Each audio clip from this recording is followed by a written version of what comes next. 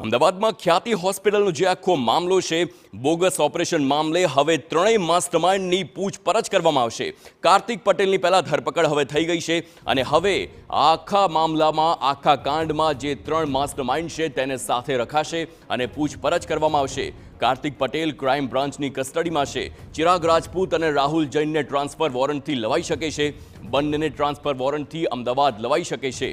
ત્રણેયની એક સાથે પૂછપરછથી અનેક ખુલાસાઓ થાય તેવી શક્યતા છે। ત્રણેયની પૂછપરછમાં અમુક મુદ્દાઓના જવાબ હાલ પણ નથી મળી રહ્યા અને અમુક મુદ્દાઓ પર દરેકના જવાબ અલગ અલગ છે।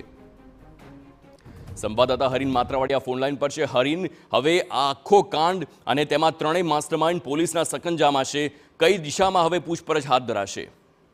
બિલકુલ, જે રીતે છેલ્લા 2 મહિનાથી તમામ જે પૂછપરછ છે, અલગ અલગ તપાસ છે ક્રાઇમ બ્રાન્ચ કરી રહી છે ને તેમાં અનેક પ્રશ્નો એવા છે કે જેના જવાબો નથી મળી રહ્યા। અનેક આરોપીઓ છે તબક્કાવાર પકડાયા છે, તો તેમની પૂછપરછમાં તેમના નિવેદનો અલગ અલગ આવી રહ્યા છે। એટલે હવે ક્રાઇમ બ્રાન્ચ છે તે ત્રણેય માસ્ટરમાઇન્ડ, ખ્યાતિકાંડના જે માસ્ટરમાઇન્ડ છે કાર્તિક પટેલ પકડાયા બાદ હવે અન્ય જે ચિરાગ રાજપૂત અને રાહુલ જૈન છે, બંનેને કસ્ટડીમાં લેવામાં આવશે ફરીથી, અને ખાસ કરીને ટ્રાન્સફર વોરંટથી છે તેમને ક્રાઇમ બ્રાન્ચ બોલાવવામાં આવશે અને તમામની અલગ અલગ પૂછપરછ કરવામાં આવશે। ક્રાઇમ બ્રાન્ચને અલગ અલગ મુદ્દાઓ છે કે જેના જવાબ નથી મળી રહ્યા અથવા તો અત્યાર સુધીની તપાસમાં જે પણ વસ્તુઓ સામે આવી છે, સીએને સાથે રાખીને અલગ અલગ કેમ્પ અને અન્ય માહિતીઓ છે તે સામે આવી છે, તેને લઈને હવે ત્રણેયની સાથે રાખીને પૂછપરછ કરવામાં આવશે। કેમ કે પરસ્પર જે નિવેદનો છે તે અલગ અલગ આવી રહ્યા હોવાનું પણ સૂત્રો પાસેથી માહિતી મળી રહી છે। એટલે ત્રણેયને હવે એક સાથે રાખી અને આગળની તપાસ છે ક્રાઇમ બ્રાન્ચ કરવા માંગી રહી છે। જી બિલકુલ હરીન, સમગ્ર માહિતી બદલ આભાર।